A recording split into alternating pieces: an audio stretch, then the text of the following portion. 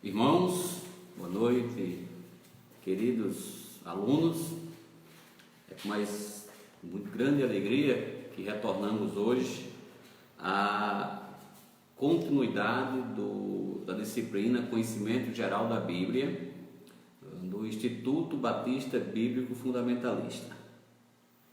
Espero, Deus, que vocês tenham aproveitado a semana com os ensinamentos das outras disciplinas, que possam estar crescendo, que possam estar aprendendo e também buscando aplicar os conhecimentos na vida de cada um de vocês. Que Deus os abençoe, que Deus os fortaleça, que possamos caminharmos juntos neste curto espaço de tempo que temos, mas que possamos estar juntos, guiados através do Santo Espírito de Deus. Uma boa noite a todos. E iremos começar agora a segunda aula. O tema desta segunda aula é a divisão dos livros sagrados. A divisão dos livros sagrados. Neste ensinamento, examinaremos o índice da Bíblia. Uma rápida olhada mostra-nos que não trata-se apenas de um livro, mas um verdadeiro livro dos livros. Ou seja, temos uma coletânea de 66 livros, 39 no Antigo Testamento, escritos em hebraico, com pequenos trechos em aramaico, e 27 livros no Novo Testamento, escrito em grego. Juntos formam as Sagradas Escrituras. Essa biblioteca, essa coletânea de livro, 66 do total, formam as Sagradas Escrituras. A origem da palavra Bíblia é remota à forma mais antiga de livro que se tem notícia. Era um rolo de papiro, planta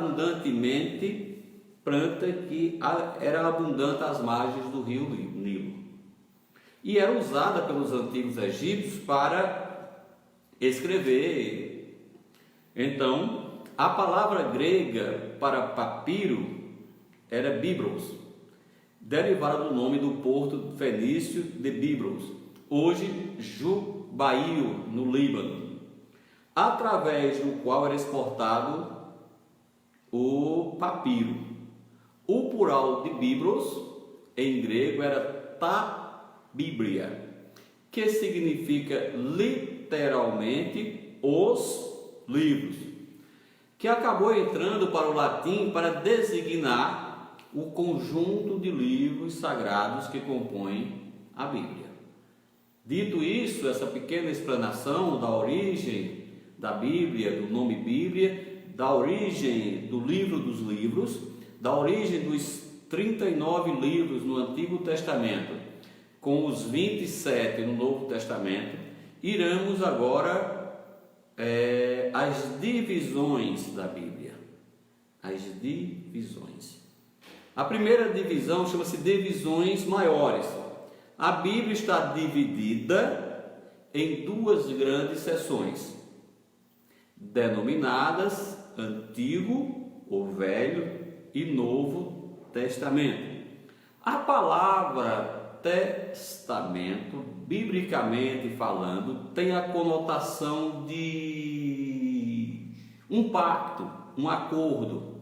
O Antigo ou Velho Testamento, além de descrever detalhes sobre a criação, você, amigo, aluno, irmão, pode ver os detalhes da criação de tudo em Gênesis capítulo 1, dos versículos 1 ao 31. Pode deleitar-se e ver como foi criado tudo por Deus.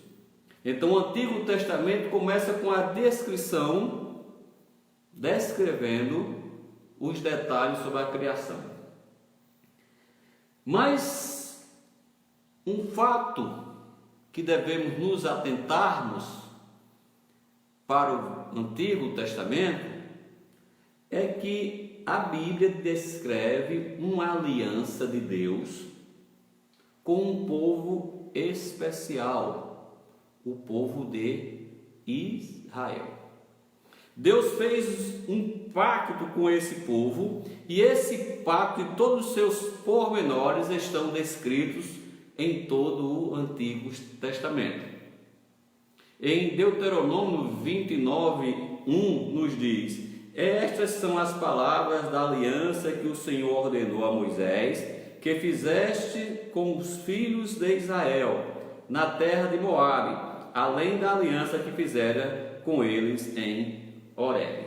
Em Gênesis capítulo 12, peço que os alunos e irmãos depois anotem aí, por favor, vejam com mais calma. Gênesis capítulo 12, versículo de 1 a 7, Gênesis capítulo 15, versículo 18, Êxodo 19, de 3 a 6, e claro que nós já lemos Deuteronômio 29:1. Leiam com mais calma e façam uma breve meditação sobre esses textos que mostram o pacto de Deus com o povo de Israel.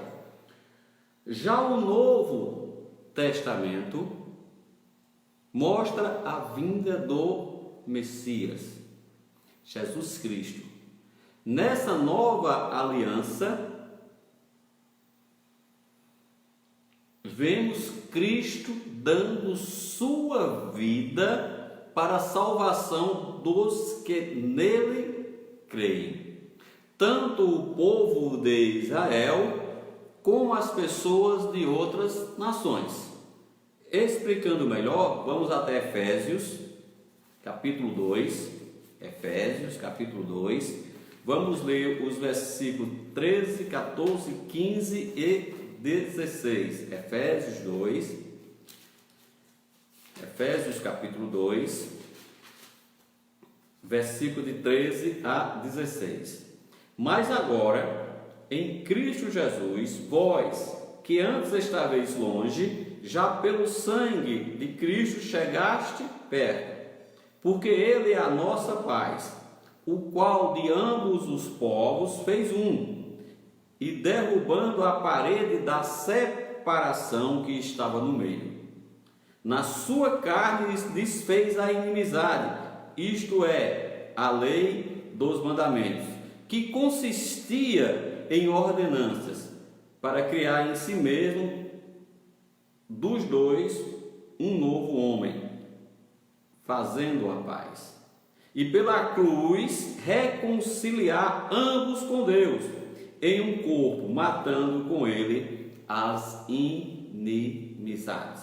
Ou seja, o Novo Testamento mostra a obra de Cristo para salvar todo aquele que nele crê. Diante disso, podemos afirmar o quê? Que o Antigo Testamento, ou se preferir o Velho Testamento, estabelece a fundação para os ensinamentos e eventos que serão encontrados no Novo Testamento. A Bíblia, irmãos, é uma revelação progressiva, e Cristo está na Bíblia desde Gênesis até Apocalipse. Então, a Bíblia é uma revelação de Deus de forma progressiva. Se tivéssemos apenas o Novo Testamento, iríamos ler os Evangelhos sem saber por que os judeus estavam esperando um Messias, um Salvador, o Rei. Ora, como é que saberíamos que Cristo era Cristo se não tivéssemos falando, o Velho Testamento falando justamente de Cristo?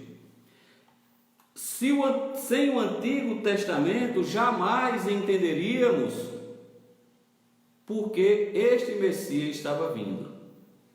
Se você pegar, irmão, Isaías 53, você identifica Cristo. Você vê a obra, a vida de Cristo.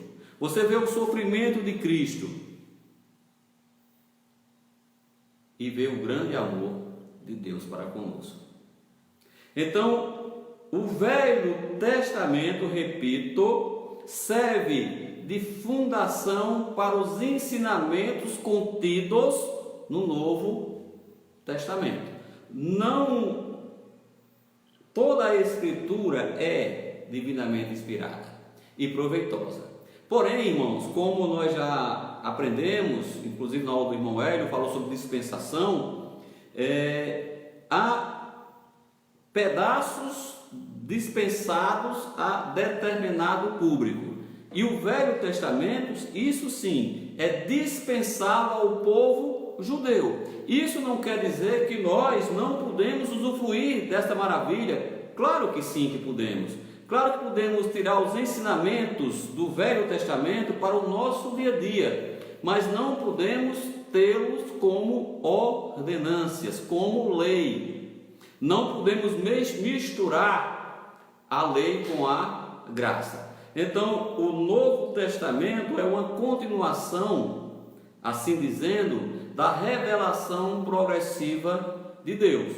Primeiro ele foi revelando as dispensações da inocência, a dispensação da consciência, a dispensação do governo humano, a dispensação da promessa, a dispensação da lei, e estamos hoje na dispensação da graça. E cada dispensação tem o seu público-alvo. Entendendo isso, fica mais claro para entendermos a Bíblia. Então, irmãos, nós não poderíamos identificar Jesus se o Velho Testamento não assim o mostrasse. Por exemplo, nós sabemos que ele iria nascer em Belém. Por quê? Porque o profeta Miqueias nos diz isso, lá no capítulo 5, versículo 2. Vamos dar uma olhada?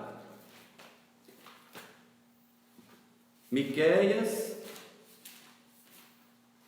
capítulo 5, versículo 2: E tu, Belém Efrata, posto que pequena entre os milhares de Judá, de ti me sairá o que governará em Israel, e cujas saídas são desde os tempos antigos, desde os dias da eternidade. Se você lê o Salmo 22, você vai identificar a morte de Cristo.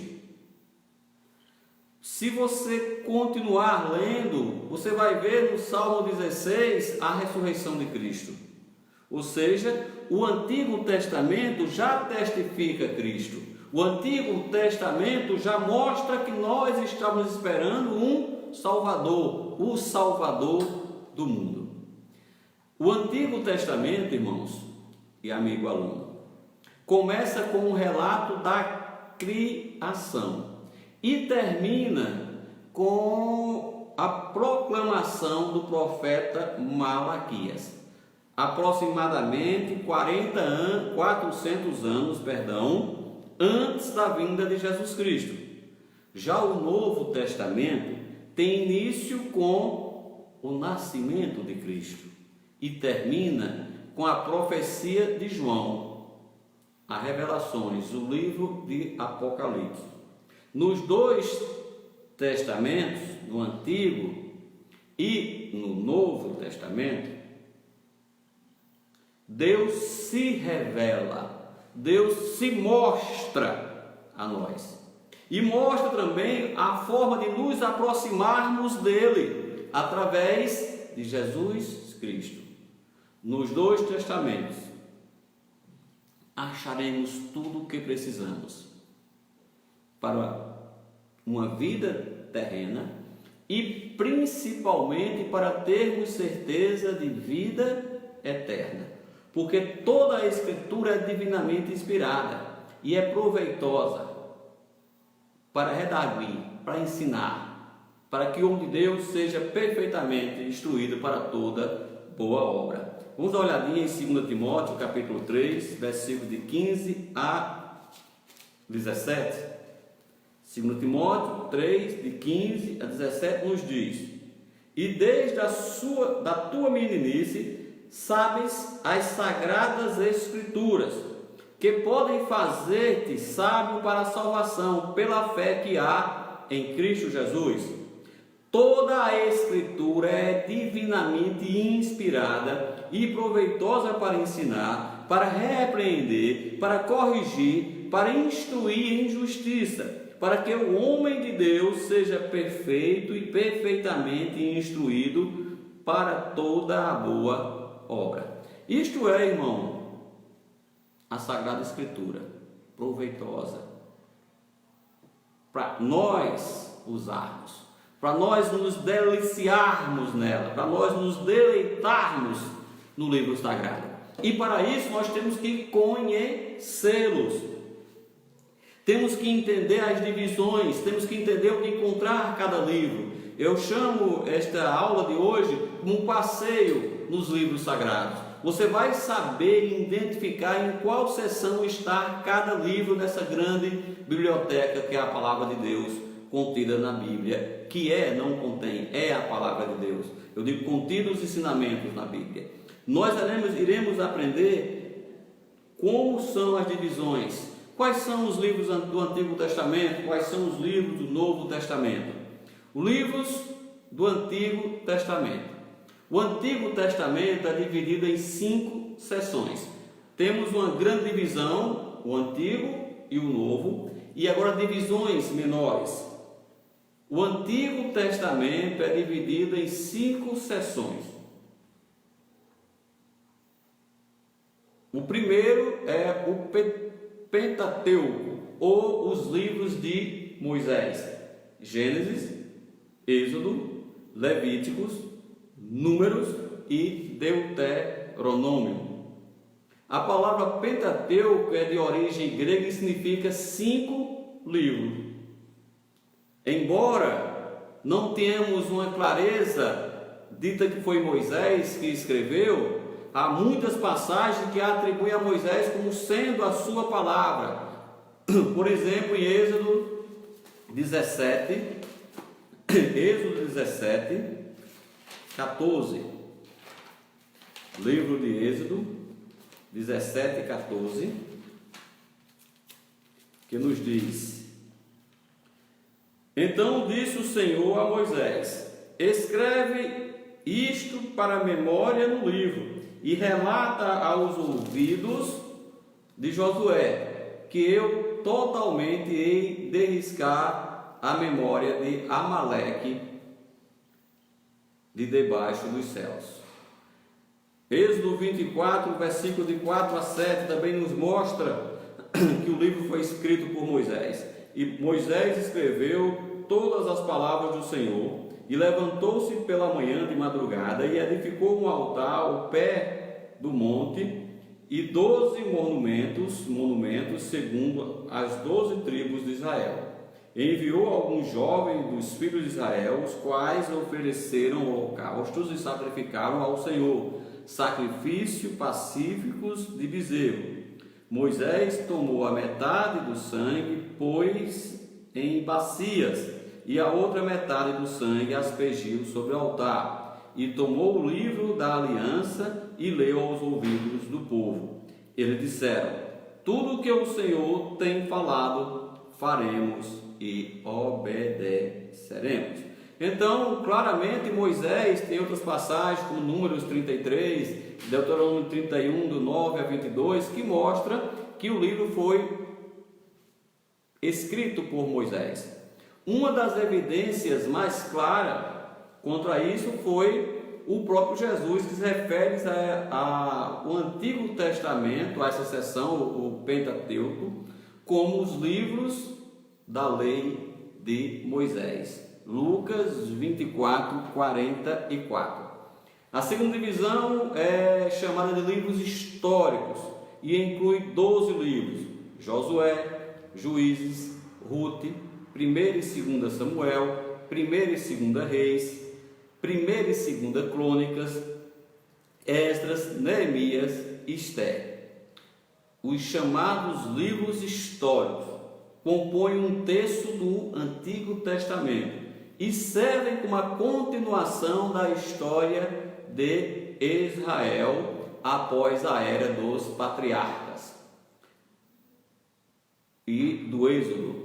O livro de Josué começa com a morte de Moisés, que passa a aliança a Josué, que irá conduzir a tribo de Israel na travessia do Rio Jordão. E assim vai dando continuidade a esses livros. É a história da sobrevivência de Israel. Já a história da sobrevivência de Israel, depois do exílio, é contada nos livros de Esdras, Neemias e Esther.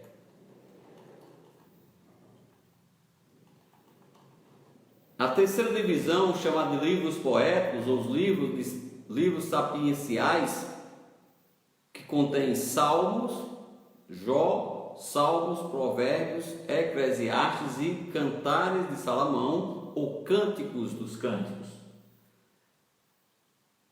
Este grupo de livro foi composto digamos assim, na era de ouro da história dos hebreus, onde o rei Davi e Salomão reinaram. Jó é geralmente atribuído a uma data mais remota. Salmos, a maioria escrita por Davi.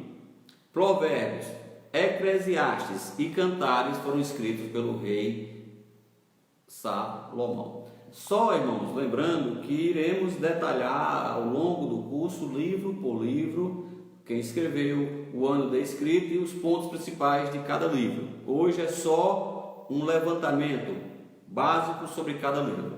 A quarta divisão é chamada de livros proféticos e inclui os 5 profetas maiores: Isaías, Jeremias, Lamentações, Ezequiel e Daniel, e os 12 profetas chamados menores: Oséias, Joel, Amós, Obadias, Jonas, Miqueias, Naum, Rabacuque, Sofonias, Ageu, Zacarias e Malaquias.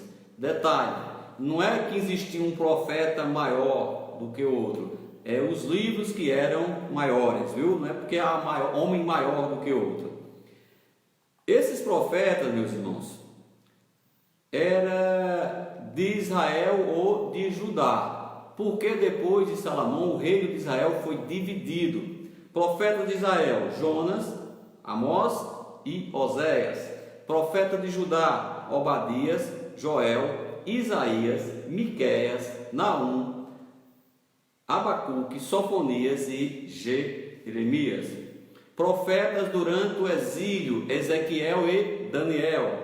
Profetas depois do exílio: Ageu, Zacarias e Malaquias. Então, esses são os livros que contidos no Antigo Testamento.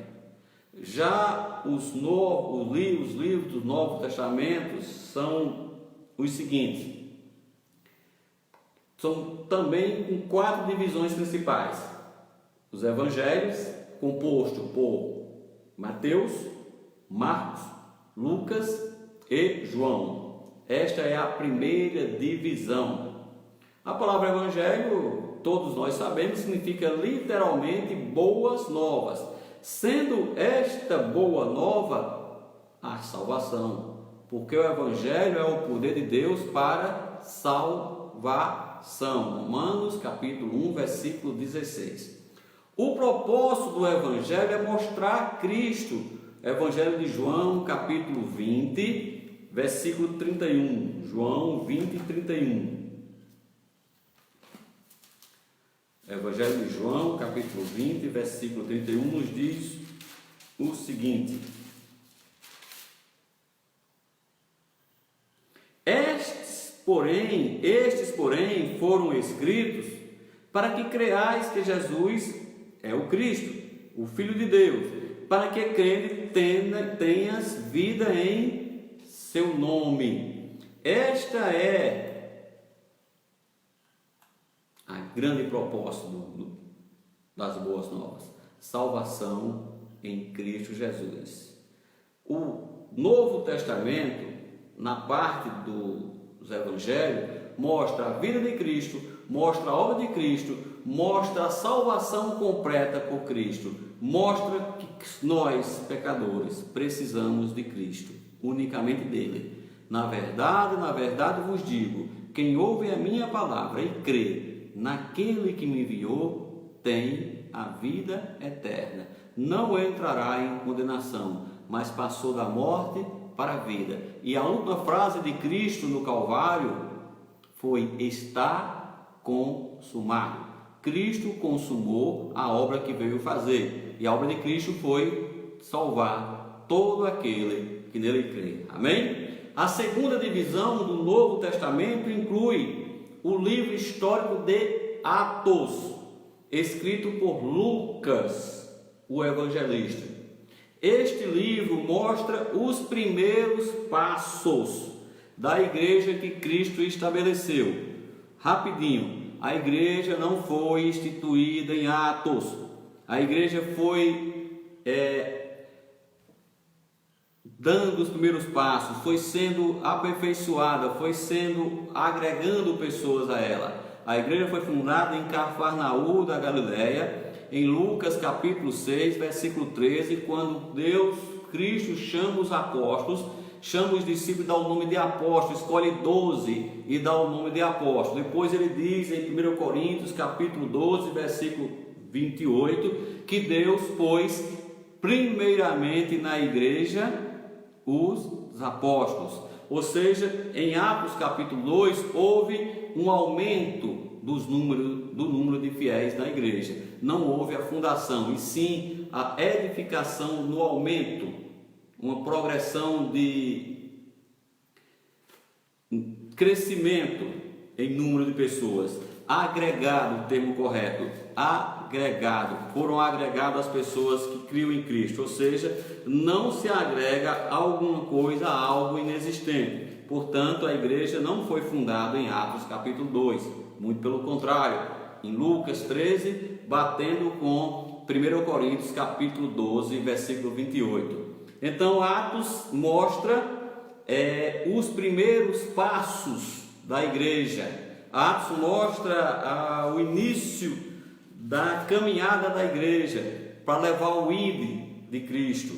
Atos nos mostra isso. De sorte que foram batizados que de bom grado receberam a palavra de Deus, e naquele dia agregaram-se quase 3.000 almas à igreja fundada por Cristo. Amém?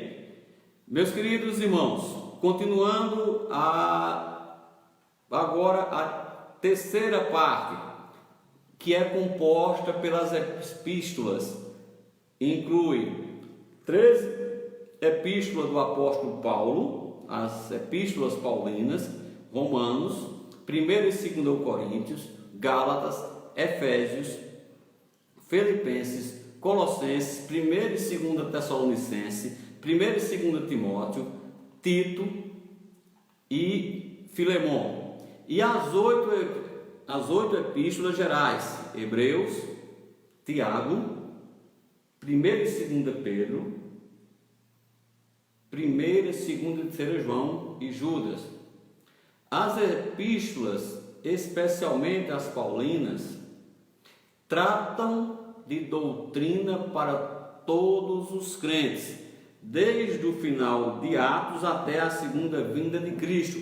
Atos é um livro de transição. Lembrando, o Evangelho é para todos, é as boas novas, todos devem ouvir o Evangelho. As epístolas são para os crentes, aqueles que já creram agora querem viver corretamente na doutrina deixada que Cristo trouxe do céu para nós. Ou seja, as epístolas tratam de doutrina para os salvos,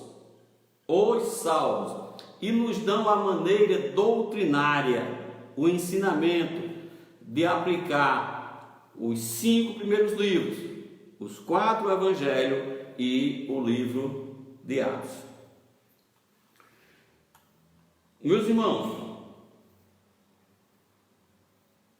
a nossa forma de ver a Bíblia é de entender qual é a boa, a perfeita e a agradável vontade de Deus para contigo. Não o que eu quero, mas sim o que Deus quer.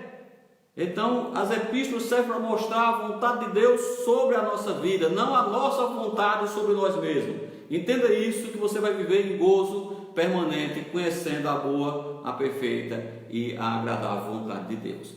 A quarta divisão do Novo Testamento inclui o livro de Revelações, Apocalipse, escrita por João, o teólogo, que escreveu esse livro quando estava exilado na ilha de Patmos. Ou seja, o último livro foi escrito pelo profeta e pelo teólogo João e exilado lá em Patmos. Conclusão do estudo de hoje, deste segundo ensinamento.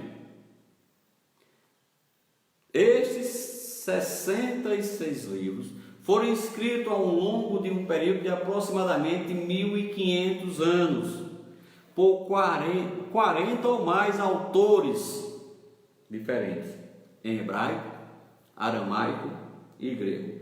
E o que é interessante, irmãos, que tanto tempo de um para outro, tantas pessoas que escreveram, mas não há contradição na Bíblia. Esses escritos foram confirmados por aqueles homens, os líderes judeus, especializados nos escritos do Antigo Testamento. Os 66 livros da Bíblia são literalmente a palavra de Deus, inspirada e soprada, com dispensações para cada época e com uma dispensação atual para a sua igreja, o ide por todo mundo, pregando o Evangelho, fazendo discípulos, batizando em nome do Pai, do Filho e do Espírito Santo.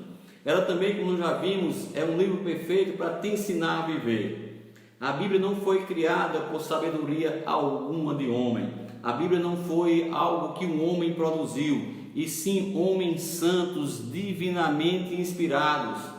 Por favor, 2 Pedro capítulo 1, 2 Pedro capítulo 1,